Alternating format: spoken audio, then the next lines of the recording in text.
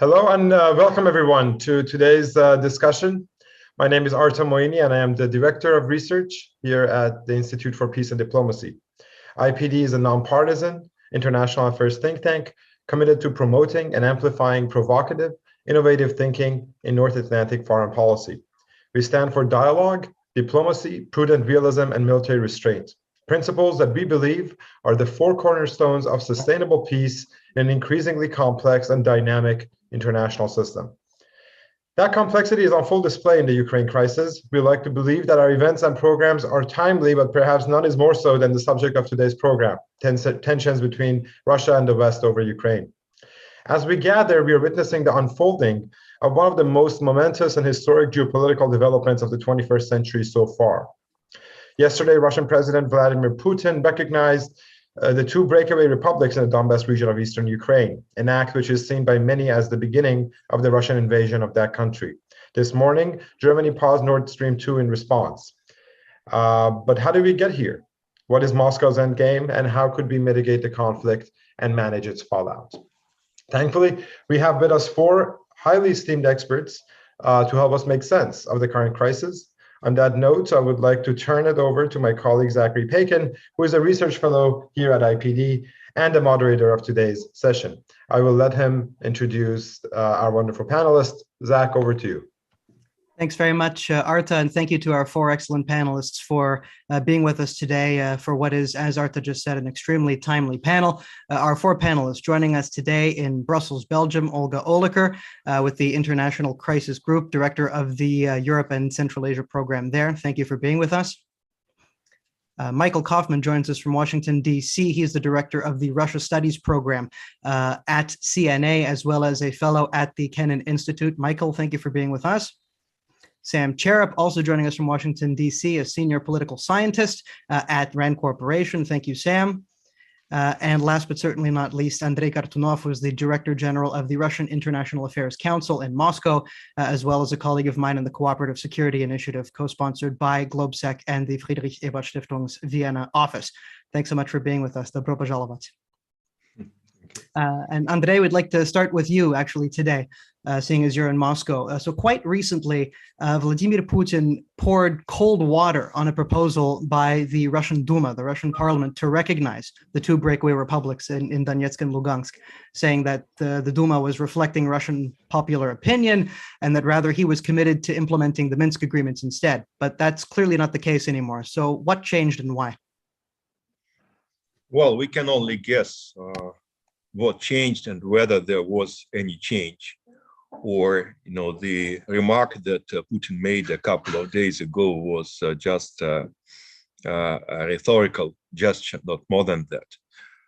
But it's clear that the Russian leadership was getting disappointed in the implementation of the Minsk agreements, not only in the performance of the Ukrainian leadership, but also in the performance of the European signatories to the Minsk agreements, namely French and German sides.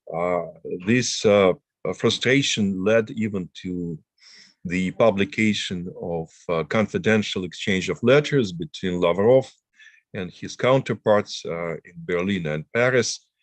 And I think that at some point, the Russian leadership decided that instead of trying to incentivize Europeans to use their leverage with Kyiv in order to convince the latter to take a more responsible, in the Kremlin's view, of course, responsible attitude towards the Minsk agreements, Russia should try to cut a deal with the United States. and it should let President Biden handle this issue with Europeans or with Kyiv directly. So there were a couple of meetings between Lavrov and Blinken, and a couple of conversations between Putin and President Biden. And it seems that finally the Kremlin made a conclusion that Biden was not ready, not willing, or probably not capable to use this influence that the United States allegedly has in dealing with Kyiv, and that the Minsk agreement was already dead, or at least it was close to be dead. On top of that, I think that there was an increasing pressure on President Putin to somehow protect, quote unquote, protect the population of the two breakaway republics. And the argument was that most of the citizens of these republics were also Russian citizens, so Russia had a moral commitment to protect them. And I can remind you that about 3 years ago, there was a decision made by the Russian leadership to simplify the procedures of getting Russian citizenship by inhabitants of the Donbas area. They argued that they had to do it because of the economic blockade imposed on Donbas by Kyiv. Whether it is right or wrong, of course, this is something to be discussed. But nevertheless, the odds are that the ultimate result was that right now there are about 100,000 Russian citizens living in Donbas, and there is a line of application. I think that before too long there'll be almost 1 million of them in Donbas. So I think these were the pressures. And I think that we should also consider the situation in a broader context. Maybe Putin made this decision because he got disappointed in the ability to promote his more general security European security agenda.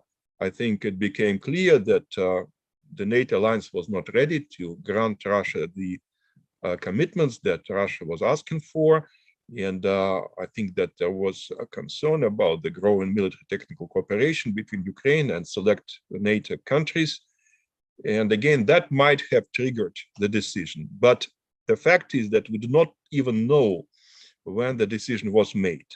Was it made yesterday or was it made earlier? And what we saw yesterday was just a nice protocol to legitimize the decision to engage members of the Security Council and to sell this decision to the Russian public. This is not clear. Probably we will never know.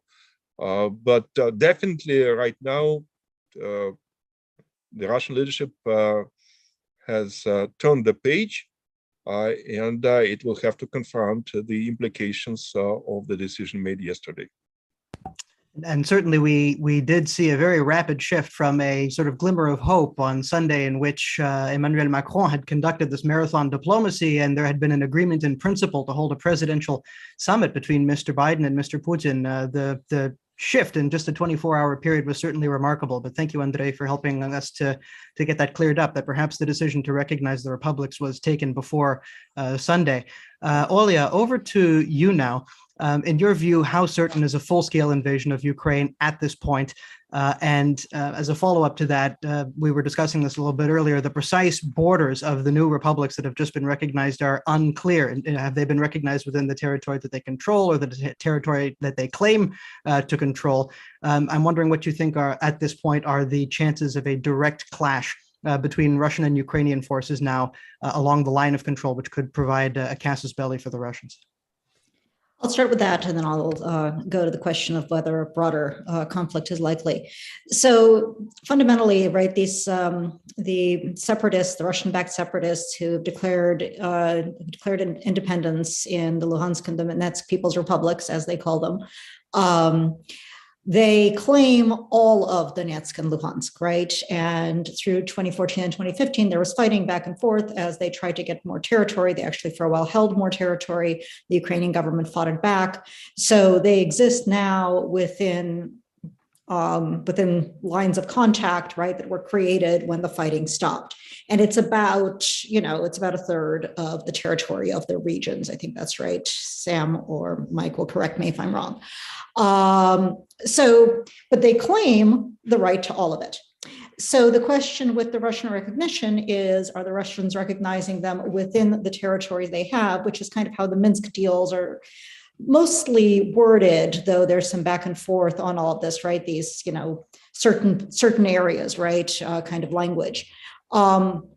So are they recognized within the territory they hold, which is what we've heard from some Russian officials and members of the Russian parliament, or are they recognized within all of the territory they claim, which is what we've heard from some others?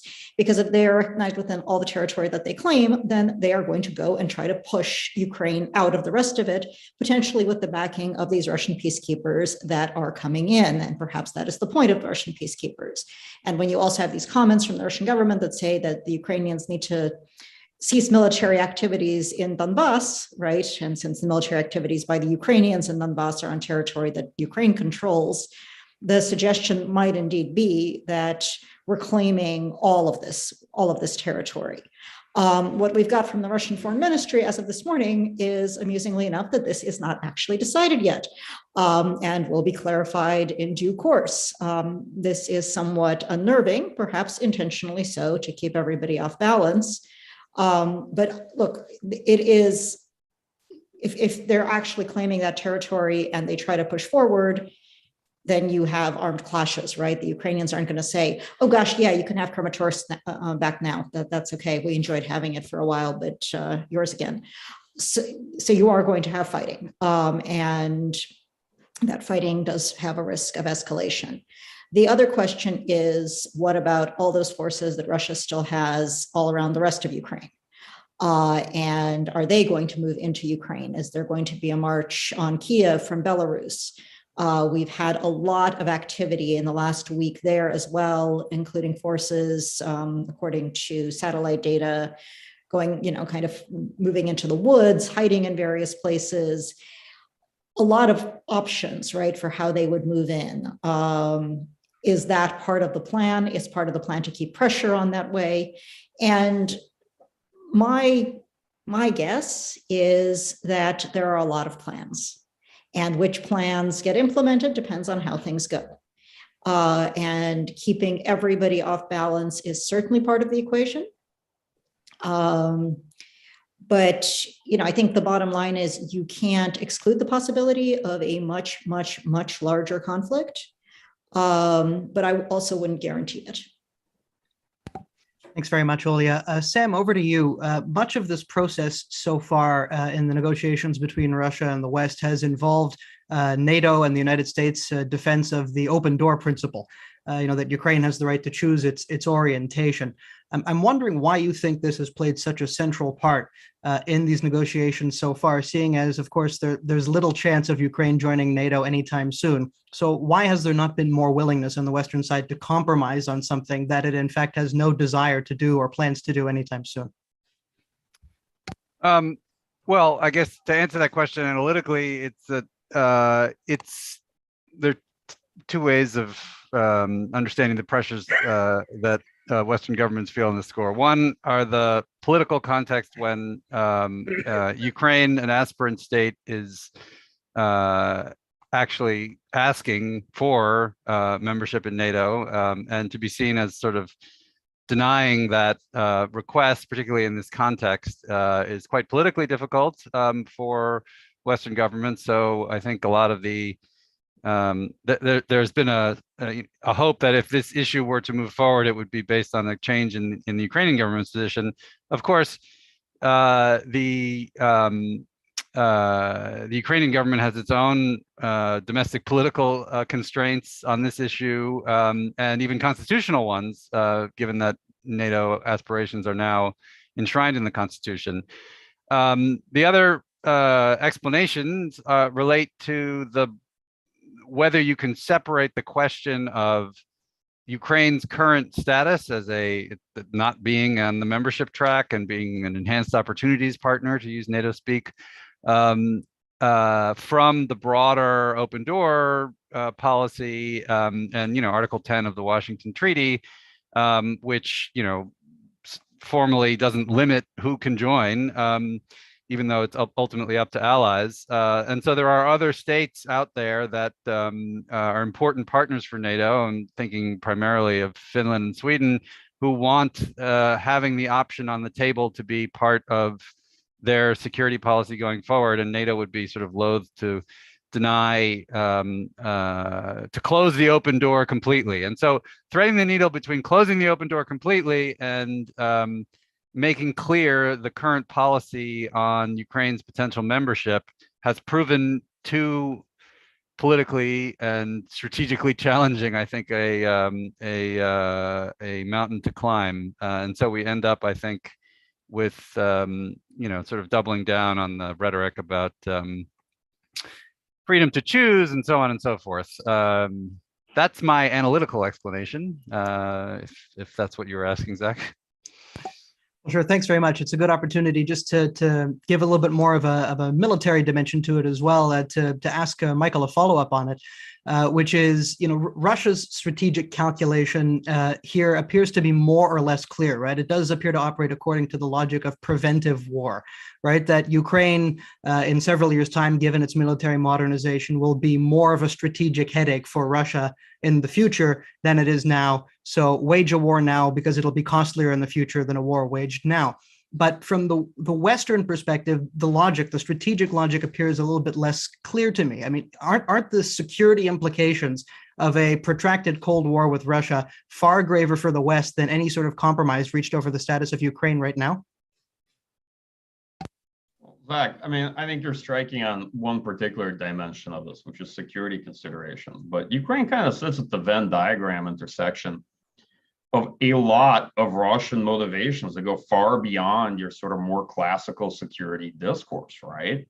There's Russian outlooks on Ukraine as part of its geopolitical space, wanting to have a say over the country's strategic orientation. There's a Russian desire to have a say over Ukraine's domestic politics. There are a lot of issues here of identity and sort of relitigating aspects of the dissolution of the Soviet Union. To me, these are fundamentally conflicts of Soviet succession. They're a second generation of Soviet succession conflicts. There's a great deal of history involved here, and there are often emotions involved. Emotions are in general involved whenever we look at decisions on causes of war. So it's far more here than just sort of looking at European security or the issues of NATO enlargement and these security guarantees that Moscow is asking for. I just want to kind of highlight that Ukraine is a bit of a fault line, at least from the point of view of Russian motivations, right? And it's somewhat, the discourse there is therefore somewhat entrapped in what you may consider to be in part classical security concerns, right? And by the way, they're not so much about the fact that Ukraine is going to become a powerful military. That's not really been the Russian argument private. I don't think anybody in Russia seriously thinks that Ukraine is going to go and be able to take over the Donbass. The more concern is that if Ukraine is being kind of treated as a de facto member of NATO, then eventually there could be a conflict with Ukraine where NATO comes. And by NATO, Russians always mean the United States. They don't mean Portugal, right? When Russians say NATO, they mean the United States. When the United States actually intervenes on Ukraine's behalf in a conflict, maybe let's say over Crimea or something like that. And some might say this is completely crazy. We're pure nuclear weapon states. A conflict between powers like this kind of escalation dynamics seems unreasonable. But on the other hand, history consistently teaches us that nuclear weapons in no way have annulled conventional conflict or limited conventional war between states. They create very difficult escalation dynamics. But on the contrary, you have limited stakes wars that have continued throughout the 20th century. So as unreasonable as it may seem, or you may judge that to be just a Russian form of argumentation or reasoning, to me, the conversation is much more about that dynamic rather than sort of Ukraine becoming strong enough to ever actually take on Russia. But you raised a good point, by the way. Leaders don't think when they make these choices about it being war versus no war, right? They assess the prospect of taking this very costly and risky measure against the cost of inaction. What is the trajectory for them and their interests, right? And against the likelihood that they feel this is going to end up in a conflict anyway, right? And then they start kind of gauging, is it ultimately cheaper to use force now or to have to do it later? And once they begin to rationalize that they think they're going to have to do it later anyway, at a certain point in time where it's going to be a lot more costly, a lot riskier, then they start leaning towards the use of military power, right? That's kind of how they get themselves intellectually there. And usually they, aggressors rarely acknowledge themselves as being the true aggressors in the room. So usually they imagine it's the other people who have forced the situation upon them, that it's others who are being unreasonable, hence the kind of narrative around the security guarantees, right? And Russian demands for them. The fact that, from my point of view, from the very beginning, these were non-starters. I honestly think that a large part of these demands were set to fail. I mean, there's no way you could reasonably look at these propositions, most of them, and see that there was going to be a good compromise on them. And my colleagues here might disagree a bit, but also in the way Russia went about the conversation, making it very public and performative would make it even harder to agree, right? If you really want to have hard-nosed negotiations and you have strong demands, then this is usually done behind closed doors, right? You don't release everything in public in order to make it politically even more difficult for the other side to compromise with you, and sort of almost ensuring that you're likely to get a no. Anyway, I won't go down that rabbit hole, but simply to say that from my point of view, there's just a great deal of complexity here, and it's not just about these sort of rote security considerations. Understood. Thanks so much, Mike. Andrey, do you think that if Western countries agreed to discuss the status of Ukraine right now, like a sort of Hail Mary pass, as it were, could that avert the worst of this crisis, or do you think it's already too late? And you're still muted, Andrey.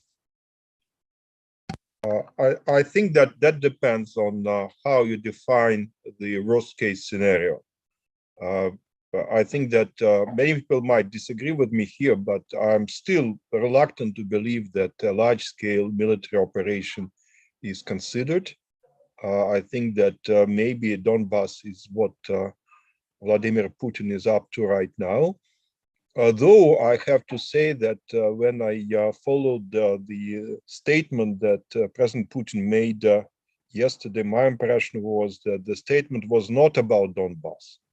Donbass was mentioned just in passing. It was about Ukraine, and the Russian president apparently questioned the whole state project of Ukraine, which is clearly something different from just taking bits and pieces of the eastern part of Ukraine. But I think that it's hard to tell what will satisfy the Russian leadership at this particular juncture. I think that a kind of Ukrainian neutrality would definitely be a desirable goal for the Russian leadership. But probably if this goal was the objective, the real objective of the Russian policy, we wouldn't have seen the decision that was made yesterday. I think the decision which is made yesterday suggests that there is no way to find any kind of accommodation with the current Ukrainian leadership, that negotiations with the Ukraine are hopeless, and we should get what we can get out of the situation, even if we cannot achieve the goals that we initially set for ourselves. Mike, you wanted to come back on that one, didn't you? And Sam as well. Yeah, I'll just briefly add. So from my point of view, and I'll probably differ a bit on this from Andrey, military operation was considered from the very beginning. The pieces were being put in place an entire year out, starting last February. It was very clear to people who are in the military analysis business that the Russian armed forces had been told to make a military option a viable one, and the large-scale military operation against Ukraine, no less, right? Now, people then diverged interpretations, whether this was simply classical coercive diplomacy, whether this was a bluff or not, or if Moscow would follow through with it, and what to make of Russian demands that emerged in December. But the military side of this is much less open to interpretation than the political intentions. That part is fairly straightforward. I'll be perfectly honest about it. That at least is my business and my line of work.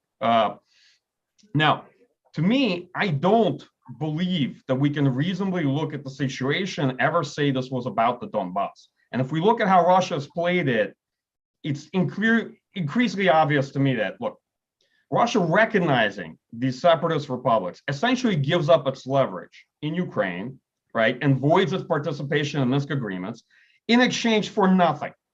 And the reintroduction of Russian forces to the separatist republics, where they have been rotating for 8 years straight now. It's important to remember, so we don't incidentally memory hold the last 8 years. The Russian forces have been in Donbass this entire time, right?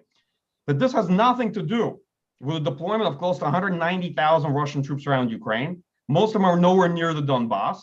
The bulk of them are actually in forward positions, and they cannot stay there. They cannot maintain this posture for long. So the situation is going to resolve itself in one direction or another, most likely in the coming days, I suspect, just to be very frank about it. And so the story of Russia doing all this and then just recognize the Donbass fundamentally makes no sense, unless this is the first critical step in an unfolding saga, and it will eventually be used as sort of the political justification for a much larger Russian military intervention. And I suspect Andrey may have come a bit closer to my position after listening to Vladimir Putin's speech last night, which very much was about building a narrative that fundamentally questioned the entire history of existence of Ukraine, its legitimacy, its sovereignty, and had almost nothing to say in the Donbass, as he remarked. By the way, it didn't have that much to say about NATO either. A small percentage of that speech was dedicated to the question of NATO and security guarantees, but not nearly as much as you would expect, given the last 3 months of negotiations specifically on those issues. It was largely a reiteration of, I think, Vladimir Putin's earlier points on the subject.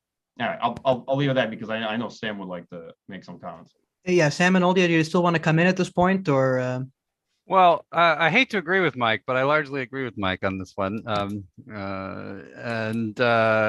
I think, just to foot stomp, as they say, a couple of points. One, there's this distinct contrast between the incredibly coherent and very clear nature of the military buildup, planning, operation that we see unfolding. Like, if you were to have imagined what a large-scale military operation that Russia would conduct in Ukraine would look like, this would be the prelude. There's like every piece falling into place.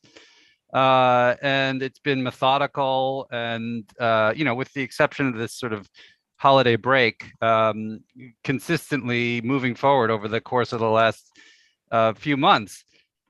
Contrast that with the sort of improvised and not entirely coherent diplomatic, political accompaniment to that military buildup, which leads one to suspect that, maybe that wasn't really a genuine diplomatic initiative to begin with, which has always been a plausible hypothesis, as Mike mentioned, given the sort of categorical and public nature of those demands. Although that's not to say they don't relate to Russian threat perceptions, they certainly do. The question is was there ever a deal to be had here? I think, that's and to a certain extent, we don't know, and we might not ever know. But what is clear, to me at least, is that the strategic logic of that speech yesterday, it does not end with the Donbass. It's like talking about basically 85% or 90 even of the speech is questioning the legitimacy of the Ukrainian state, and then, oh yeah, and we're going to recognize this, basically, I don't know, something like it's in the single digits percentage of Ukrainian territory as independent states, as if that solves the problems that Putin had been identifying for the previous hour, which it does not. Moreover, as Mike noted, it removes Russia's leverage for for achieving its objectives in Ukraine using diplomacy, which I think was what their idea about the Minsk process was to begin with. So my fear is that we are past the point of diplomacy, to answer your question, Zach, and that given also the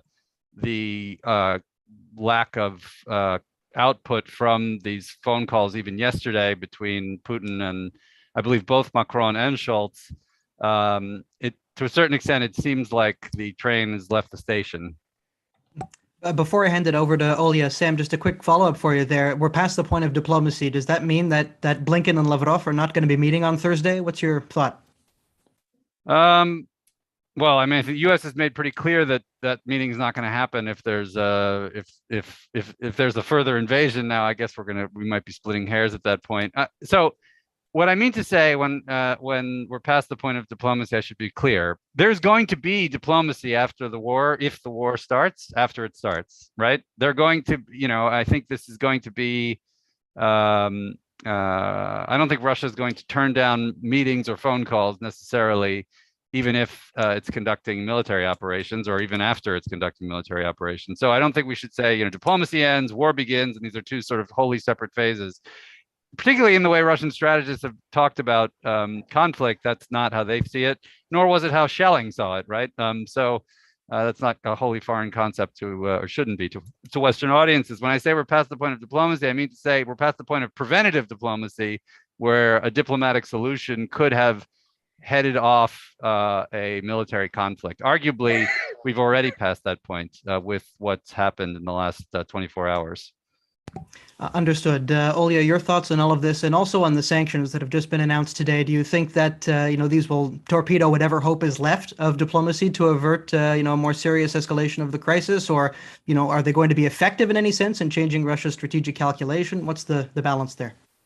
Okay, so first on kind of echo things that have been said, but perhaps just to underline them a little bit, the Minsk agreements.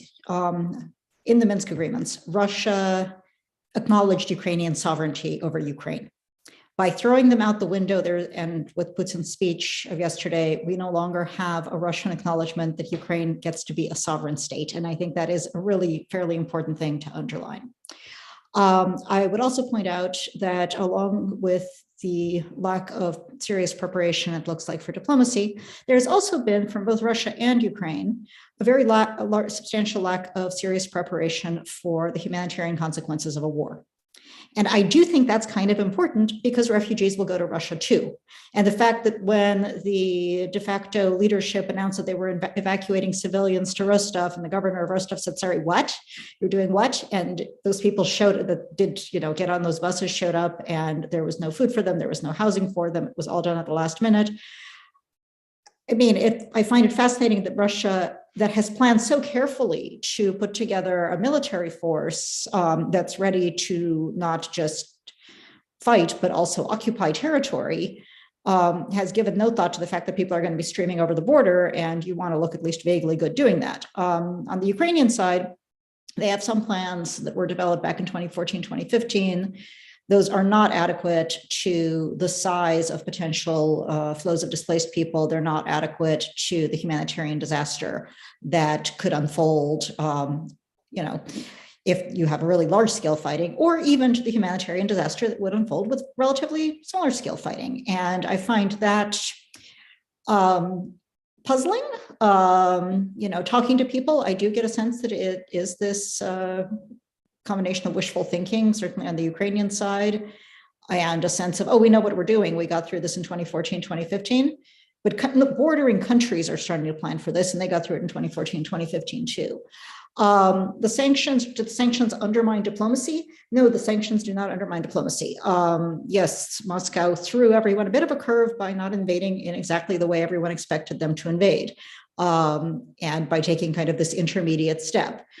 So you had this flurry of, okay, we need to keep the serious sanctions out of the picture for the time being, so that we've still got something that we're threatening them with if they do launch a larger scale invasion.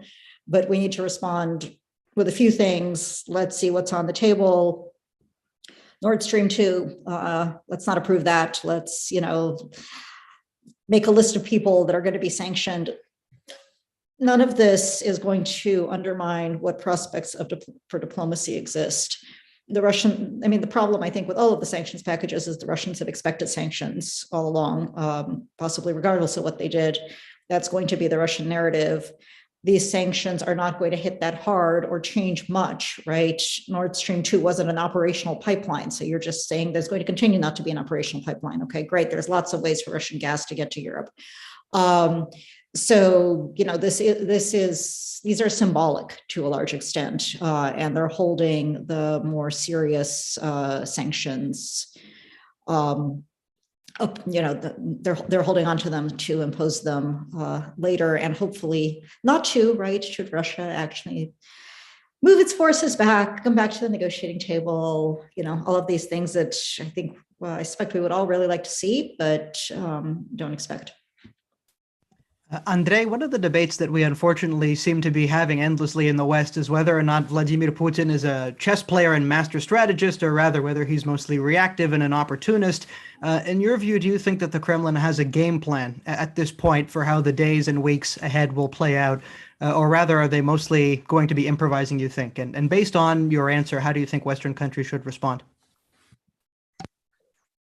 It's hard to tell. Of course, I am biased in my own way, but I think that Putin has instincts, and he has a kind of vision.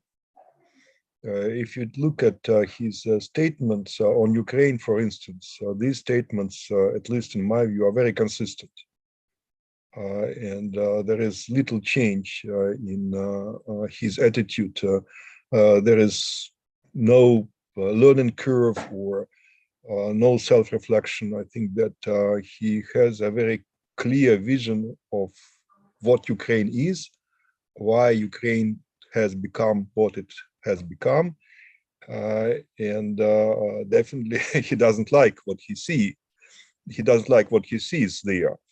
And on top of that, I think that we cannot deny that Putin is an experienced tactician, and apparently he believes that he can outplay his Western counterparts.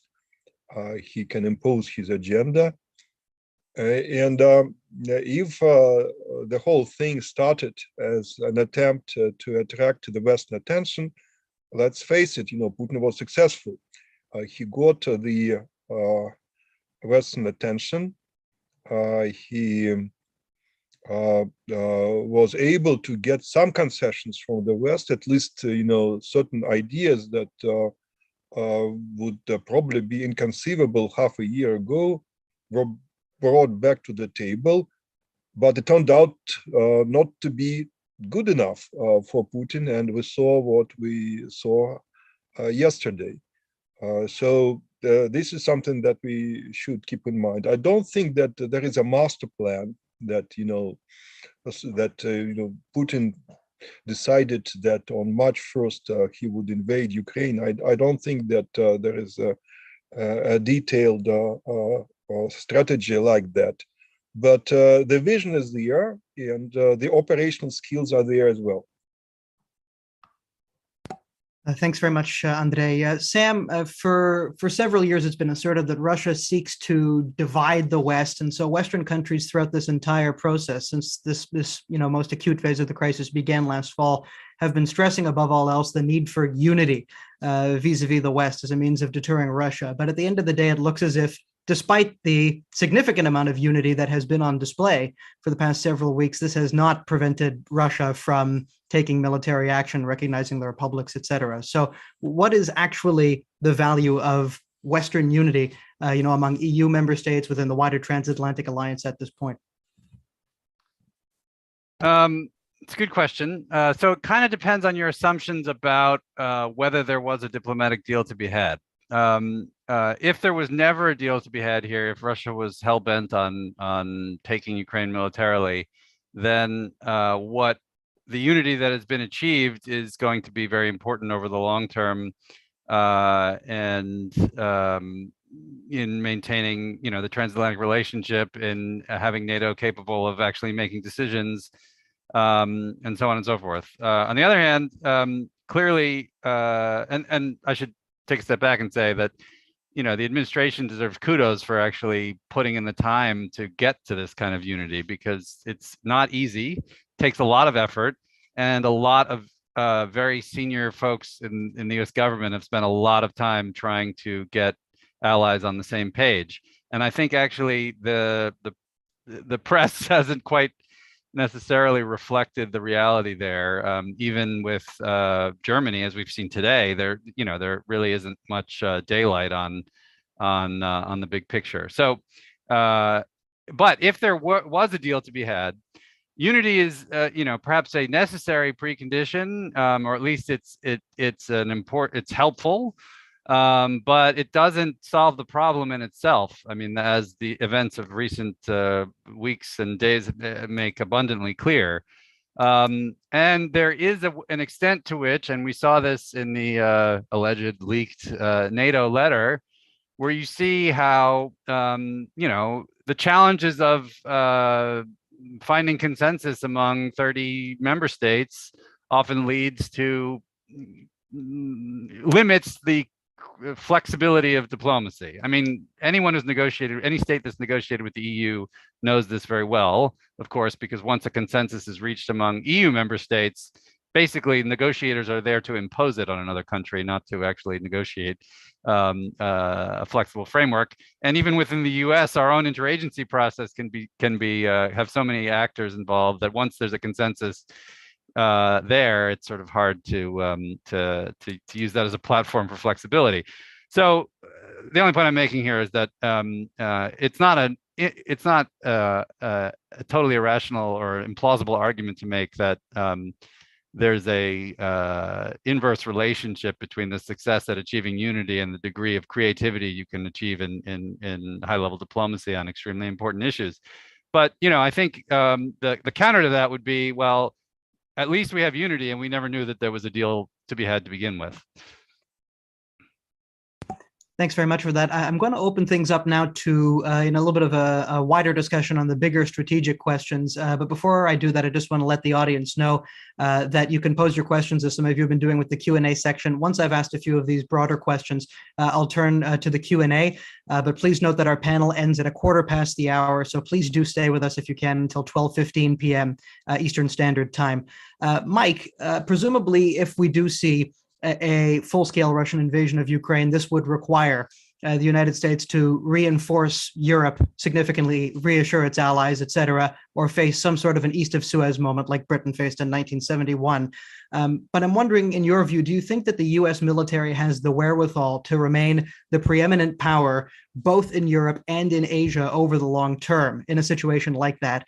And does it help, perhaps, that Europe is a continental theater, Asia is a naval theater? Help us understand that. Sure, thanks, Zach. So I think it's true. The United States would have to make some pretty substantial moves in Europe in terms of military posture, in part to assure allies there, in part to hedge against what Russian further intentions and ambitions might be. It will be very important for the United States to continue, sort of, at least from our standpoint of our grand strategy, to continue to lead and coordinate European security. But we do also operate under material constraints. So I'll make a couple kind of what I think are practical points here. The first is the United States can easily shift ground force posture to Europe and make rotational military presence there permanent. That's actually cheaper than what we're doing now. A lot of people might not know that. All right. Second, we don't need the bulk of those ground forces for the questions of military balance vis-a-vis China and the Indo-Pacific, right? Now, when it comes to most of the things that do serve as U.S. force multipliers, right? Air power, key logistics enablers, and all these other things that kind of make the military what it is, a fighting force, there we have considerable constraints, right? As the sort of defense strategists perceive an eroding military balance vis-a-vis China, and they look at Europe as a secondary theater, which it is, that is not going to change, right? And you can sort of see the kind of blood drain away from resources available to CENTCOM right now. But over time, that potentially could affect EUCOM as well, right? In fact, it had. You've seen steady cuts year on year for the past 3 years. And what was European Deterrence Initiative became kind of European Defense Initiative, right? So the United States probably is going to have to revisit that. But the long story short is, if there's going to be a tremendous change in European security, Europeans are the ones that are going to have to step up to do it. The United States is not going to reconsider the prioritization of China. That is a fact, okay? Europe is going to remain a secondary theater. The US can do a lot more in Europe, but the US military is fundamentally a one theater warfighting military. That's the way it's generally postured, right? And the primary theater is focused on is the Indo-Pacific. So this, of course, presents some very interesting conversations that we're going to have with European allies, right? Because if they truly revise how they see Russia and Russia's role in Europe and a threat to European security, right, from Russian revanchism. But they also expect the United States to dramatically increase the amount of money it's going to spend on European security. They might find themselves quite disappointed given the current top line of defense budgets and some constraints on US resources. I don't want to say the United States is not in a position to do a lot more in Europe. It definitely is, and it can do quite a bit, particularly things that are highly visible in terms of ground force presence. But we're probably going to have some pretty hard conversations ahead of us with European allies and partners as one of the many aspects of sort of fallout for European security resulting from Russian military operation. And of course, some things are very difficult to predict, Zach. I want to be frank, the principal concern beyond Ukraine is there could be a follow-on Russian-NATO crisis. It doesn't end in Ukraine. You sort of think it out months down the line, the road this takes us on is very much not a good one. It's a road of uncertainty in European security that many of us have not seen, or at least those of us who have seen haven't experienced it in decades, right? European security is kind of like a lot of things are taken for granted there, let's be honest, for the past decades. A tremendous amount is taken for granted. And I've often harped on the fact that, it's not taken for granted on a good basis, because outside of NATO, the principal military power in Europe is Russia. And if the principal military power in Europe is not a stakeholder in European security, that means the entire thing is a lot less stable than it looks, right? We know how those kind of orders end over time.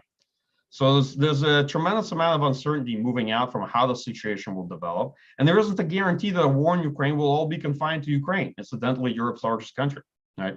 It's not to kind of paint a grimmer situation and even stark or darker relief, but that's the way I look at it. Gotcha. Thanks very much. And that's a good presents a good follow-up for Andrey, actually. Assuming the worst case scenario does play out here, and I know we can debate what that worst case scenario actually is, but what future for the pan-European security system do you envisage as being possible or most likely? Obviously, this vision of a greater Europe from Lisbon to Vladivostok, that's dead. That's been long buried for some time. But is it possible to envisage some sort of cooperative or inclusive, relationship or security order in Europe, or even just a relationship of neighborliness, good neighborliness, as Dmitry Trenin has proposed before? And you're still muted, Andrey. Sorry for that. First of all, I don't think that there is any institutional solution to security problems in Europe today. We tried many over the last 30 years and nothing has worked out. The trick is how to give Russia a seat at the table without giving Russia a veto power.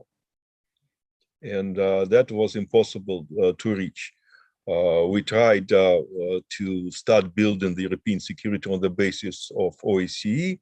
It didn't work out. Then we tried to give Russia some special rights through the NATO-Russia Council. It hasn't worked that fine either. And finally, we tried to contemplate the idea of two platforms for European security. NATO in the West and CSTO in the East, and as we all know, that was a stillborn from the very beginning. So I don't think that there is any kind of ideal institutional solution for European security in any foreseeable future, because today, on top of these problems, we have a clear crisis of trust, and we have the Ukrainian problem. So it is a formidable task. I think that even with the change in the governments in Russia or in the United States or in major European countries, we're not likely to get much closer to this ultimate goal. Maybe, when we're thinking about a remote future, I don't know, 20 years from now, 30 years from now, we will get back to this idea. But so far, it would be, I think, very difficult. I think that the most realistic goal would be to get back to where we were during the Cold War. That implies that Donbass becomes the modern version of GDR, our piece of Ukraine, well, our Russia's piece of Ukraine, and the rest of Ukraine becomes an equivalent of the Federal Republic, without the NATO membership, of course, and without the German economic miracle, but something like that. And we will have, I would say, an iron curtain. It's impossible to have it, but a dividing line in the center of Europe going through the Polish-Belarusian border down to Donetsk and Lugansk with unclear status of some countries in between. So I think that when we're talking about European security, the most immediate goal is to bring down the risks of an uncontrolled escalation and to the extent possible to cut down the costs of this competition. And I think this is doable. This is not a great solution. I think that it assumes that the relations will continue to be primarily adversarial, though I can imagine in future, maybe in 5 years down the road, some pockets of cooperation. Why not, especially out of area cooperation?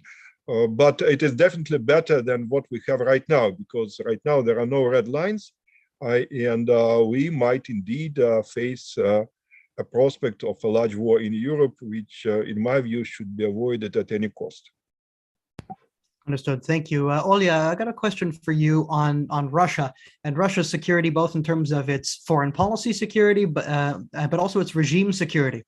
So we've seen since late 2020, Russia consolidate influence to a significant extent in the South Caucasus, more recently in Central Asia by way of Kazakhstan, in Belarus, and now possibly Ukraine as well. So I'm wondering how easy it will be, in your view, for that influence to be maintained, and will it make Russia more assertive in its dealings with the West, or rather will Russia feel more secure in foreign policy terms and therefore be more amenable to compromises with the West? And then domestically, what future for Putin's regime can we expect after these events? Will its domestic legitimacy be bolstered or undermined as a result of this crisis?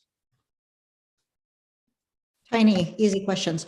So Kazakhstan has quite clearly said that it is not planning to recognize the independence of LNR and DNR, demonstrating that just because they called the Russians to help them out when they were panicking about protests in the streets does not mean that they have completely gone over. On the other hand, you know, through up until quite recently, Belarus was also generally supportive of the Ukrainian position, at least on paper. So, you know, shouldn't excite us all that much.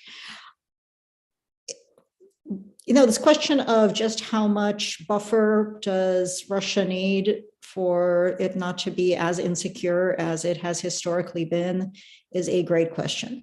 During the Cold War, it had an excellent set of buffers in the form of the Warsaw Pact countries, and still, you know, felt fairly insecure, though perhaps certainly not as much as it feels right now. What it had during the Cold War was this sort of deal that Andrey was describing. And I think that was a lot of what kept things stable, right? It's both a capacity to do each other unacceptable damage and some deals on how you keep that from getting out of control. Ironically, this was exactly what would have been on the table if the diplomatic path had been followed over the last few months instead of derailing over the last couple of weeks entirely, right?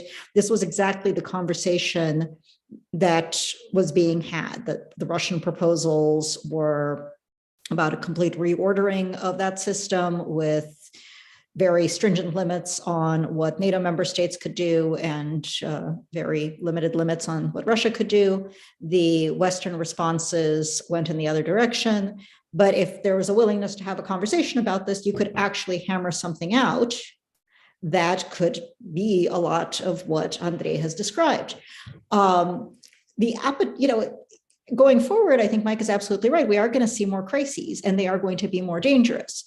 But at the same time, you're going to have very little appetite to sit down and have these agreements, right? I mean, if I think about what happens in the next crisis, people are going to come to that table unhappy with how things worked out in Ukraine for one reason or another, both on the Western side and the Russian side, and convinced that this time they've got to do more. And that is really quite scary, right? This is where you get into the NATO military involvement scenarios. So But I don't know how much appetite anybody's going to have for these deals. It looks like Russia never had that much appetite because they weren't willing to do any kind of compromising.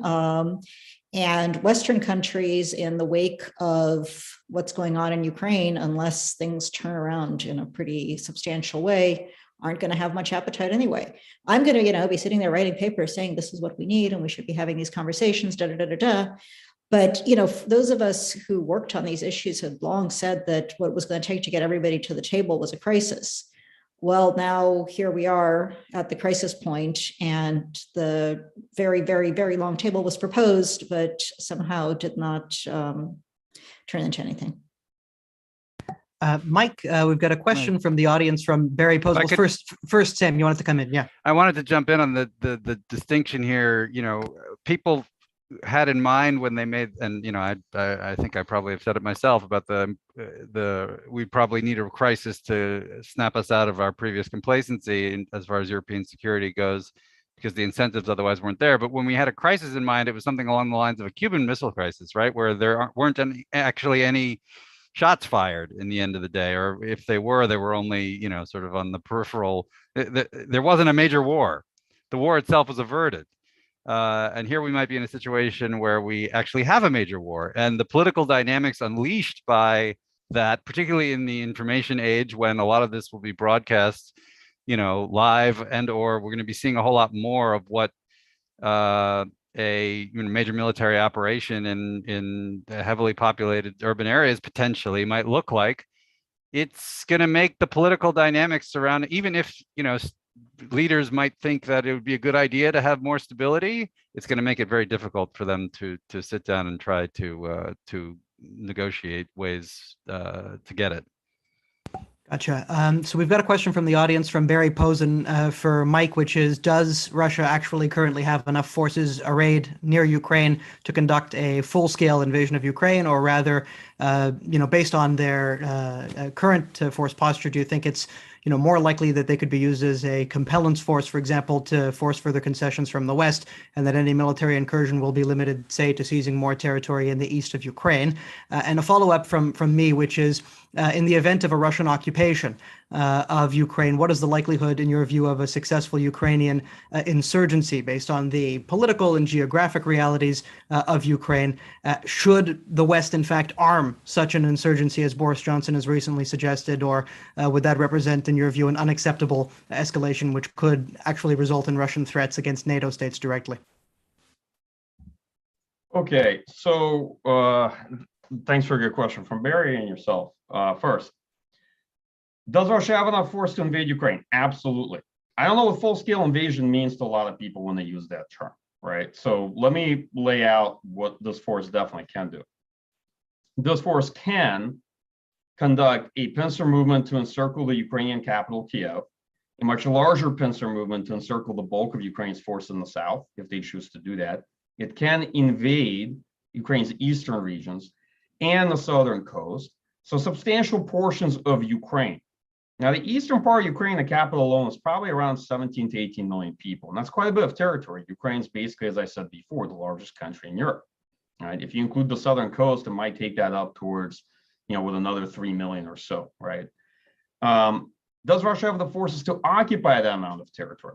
It depends on a great deal. They're clearly bringing a follow-on force that indicates they intend to hold territory for some time. Most likely, there's another shoe to drop here where they are counting on some kind of constellation of political elites or regional elites with whom they might cut deals, and they're probably banking on having local forces provide much of the stabilization. As an example, in the Donbass, the ratio of local forces and proxies there to actual Russian troops is about 10 to 1. Now, they're not going to get that ratio outside of the Donbass, and people will be quite right in saying that the rest of Ukraine isn't like that. But even if they do have some ratio of local forces to actual Russian occupying troops, it could still be a fairly substantial force. That might be exactly what they're counting on. All right, so to answer Barry's question, Russia has well over 150,000 troops, a large amount of fixed-wing aviation, rotary aviation, and if you count the various auxiliaries, Rosguardia, National Guard, and other units they've arrayed, that number is probably going to take them to well over 190,000. That was a big enough number for the United States to invade Iraq, by the way, in 2003. And Iraq was actually a country with quite higher population. If you look at the eastern regions relative to the population of Iraq of 26 million at the time. So, like I said, I don't know what full-scale invasion means. I don't believe Russia intends to invade all of Ukraine. I always saw that as a straw man in this argument. Regarding your question on insurgency and likelihood of it, it's a short answer scat question. We don't know, right? So probably Russian expectations are suffering from more optimism, and they most likely are overly optimistic if they conduct this campaign on the amount of resistance they will gain. And probably US expectations are also suffering from optimism that a country with that level of GDP and per capita income is going to rapidly devolve into an insurgency, and people would eagerly want to see their own cities destroyed where they live. Okay, you see that there's a lot of places you see that around the world. It's far less common in countries like Ukraine, nor I necessarily see that as a success story, right? Nothing worries me more than simplistic analogies to Afghanistan. Right, that's not something I look at and say, what a great model for development in the midst of Europe as a historical exercise that anyone should seek to repeat. I'm saying this sarcastically. Please, when you're live tweeting this, make sure to caveat that. Okay. So my point is, I don't know. Probably for sure, I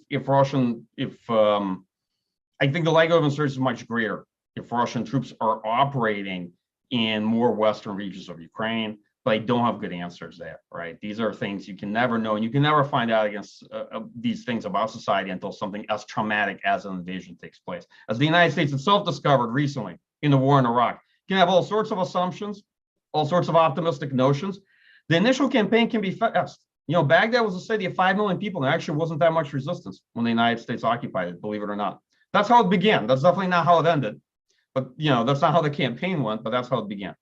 So it's very hard to see beyond Initial Operations Act. War is highly contingent. I'll close on that very sort of indeterminate comment, but that's the best I can do. And I think anybody that offers you certainty in this area is selling you something. Gotcha. Thank you very much, Mike. And just a reminder to our audience that the panel will be continuing until 12:15. So please do stay with us. We've got a 2-finger intervention from Sam.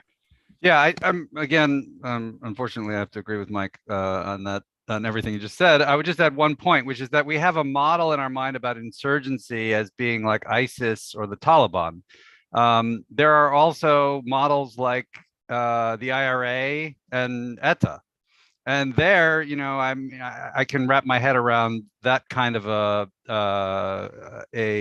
I mean, you could call it what you like, terrorist organization, a sporadic insurgency, but not, you know, aimed at really, or not capable of really holding territory. Those are other,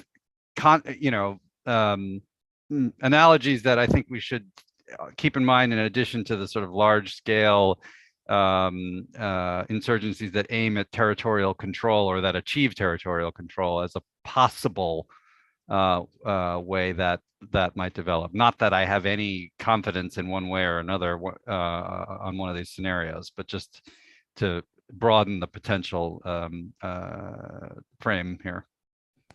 Gotcha. Andrey, a question about China and Russia-China relations.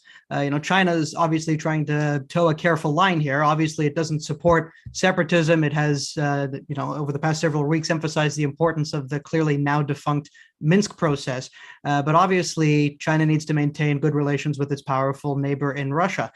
So I'm wondering, in your view, what you think this current crisis will imply for the future of Russia-China relations and as a result for great power competition more broadly. As you know, Vladimir Putin visited Beijing in early February and participated in the opening of the Winter Olympic Games. They even signed a rather lengthy statement together with Chairman Xi. I think that it's fair to say that China is not interested in a Russian-Ukrainian war, for sure. It's a major trading partner of Ukraine. It's a major investor in Ukraine. It has never recognized the annexation of Crimea, and it confirmed that it stood for the territorial integrity of the Ukrainian state, and that was one of the messages that the Chinese foreign minister sent to the international community at the Munich Security Conference, that we respect the territorial integrity of all states, Ukraine included. However, it does not mean that China would oppose Russia or would try to somehow punish Russia in case of military conflict between Moscow and Kyiv. I think that China would try to distance itself from the conflict, and it will continue to expand its cooperation with Russia, which is important. They set the goal of reaching $200 billion of bilateral trade by 2024, and Chairman Xi has just mentioned that they can go higher than that, maybe to 250 billion. Of course, if there are significant US and European sanctions that would increase Russia's reliance on China, and China will be in a position to twist Russia's arms in terms of setting the rules of the game. For instance, if Russia has to switch from Europe to China as the major consumer of Russia's gas, definitely China will play the upper hand in setting the prices for the Russian gas. So my take is that that China has only one thing to gain from this conflict, and this is that the attention of the West and especially of the United States is once again distracted from Beijing and focused on Moscow. Because if you remember, in fall, the perception was that Moscow has become, if not completely fixed, at least something that the United States could manage under the Biden administration, so that Washington could concentrate on the thing which is really important for the United States, which is China. And right now, China is back in the shadows, and Russia is back on the stage. I'm sure that Chairman Xi is happy to see that, especially because this year they will have the party Congress, which has to set new strategy for the country and should extend the reign of Chairman Xi, maybe indefinitely. So I see no reasons why China should be concerned about the current situation, no matter what happens with Ukraine. I think China's economic interests will be taken into consideration by both sides in this conflict. Gotcha. Thanks very much, Andrey. We're running short on time, so I'm just going to go around the horn for some concluding remarks from each of you. If you could just keep your remarks to 1 minute long, if possible. The question that I have that I'd like you to address is whether or not we are currently entering a multipolar world definitively now, right? We've been in this sort of halfway house between a unipolar world and a multipolar world for a long time. Is this finally the watershed moment that brings us into a multipolar world? And seeing as we're a Canadian-based think tank, what is the role for middle powers in this increasingly dangerous and multipolar world? Obviously, there's going to be a very difficult equilibrium that the United States is going to have to manage between pursuing, stable great power relations while also reassuring their allies. So, what strategic calculations should countries like Canada, other Western European countries be making in terms of their own, preparing to defend their own security, but also in terms of how they can contribute, to an increasingly stable multipolar order. So let's start with Mike, then we'll go to Sam, Olga, and then we'll finish with Andrey.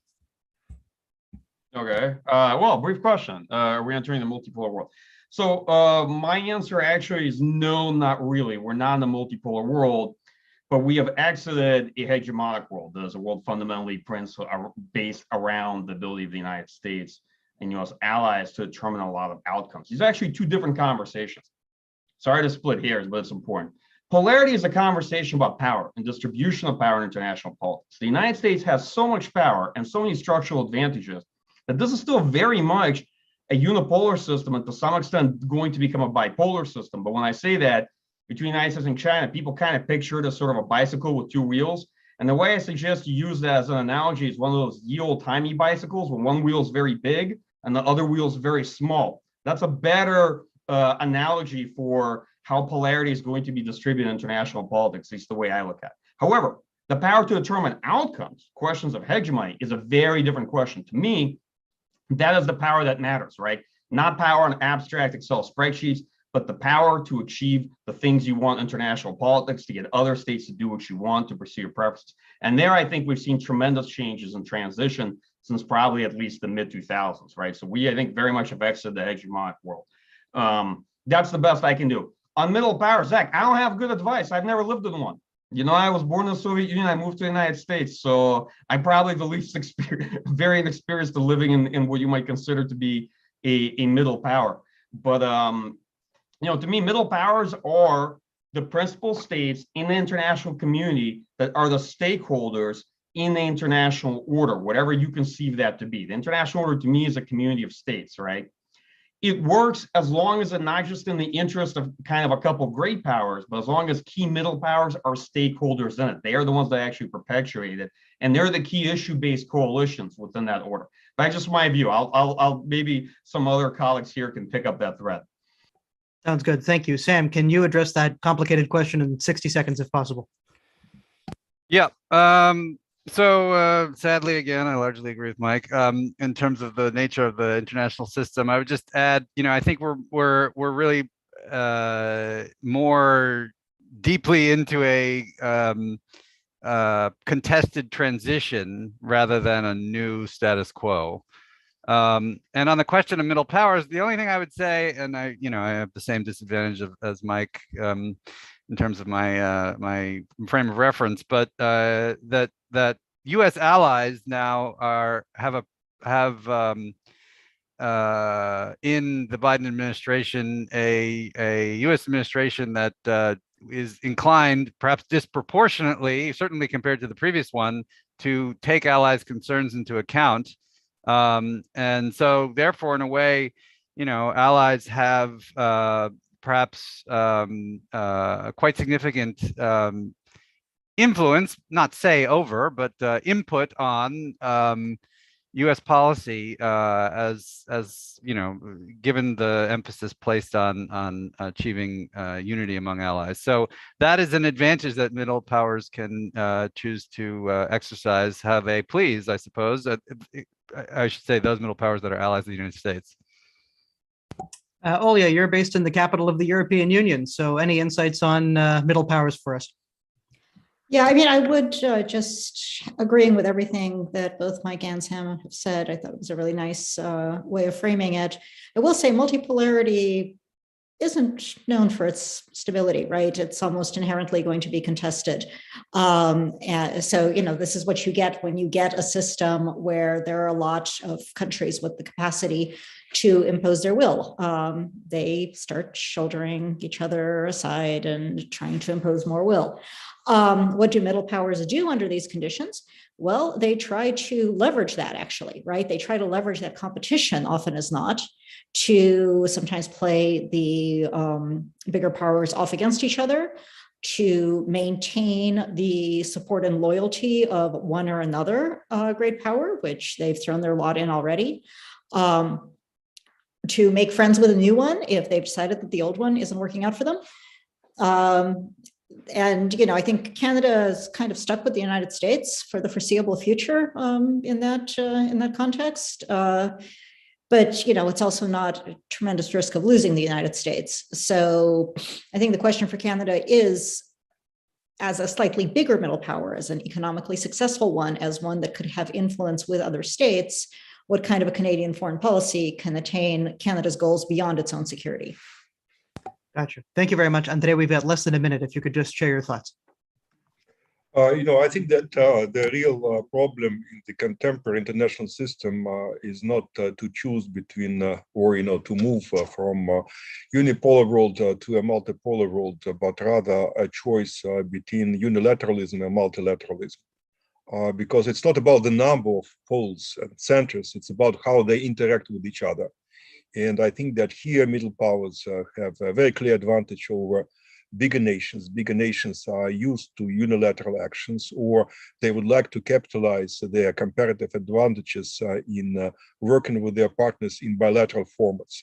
while mid-range powers and small powers have already accumulated a lot of experience in multilateralism. And this is not only about the European Union, though, of course, it is a very bright example of what multilateralism can help to accomplish, but it is also about other regions, for example, ASEAN. And I can only hope that multilateralism, in the end of the day, will prevail. And I think that would make the international system more stable, more predictable, and more efficient for all the participants. A very optimistic point on which to end an otherwise grim day. So thank you very much, Andrey, and to Olga, and to Michael, and to Sam for being with us today. Fantastic discussion. Just to let our audience know as well, please join us later this week on Friday at 1:30 p.m. We're going to be hosting another webinar, this time evaluating the Biden administration's foreign policy record 1 year in to the administration's entry into the White House. And this will be in anticipation, of course, of the State of the Union speech that will be taking place on the 1st of March. So join us this Friday, the 25th of February at 1:30 p.m. You can register on our website, which is peacediplomacy.org. Thank you again all for being with us today. Spasiba.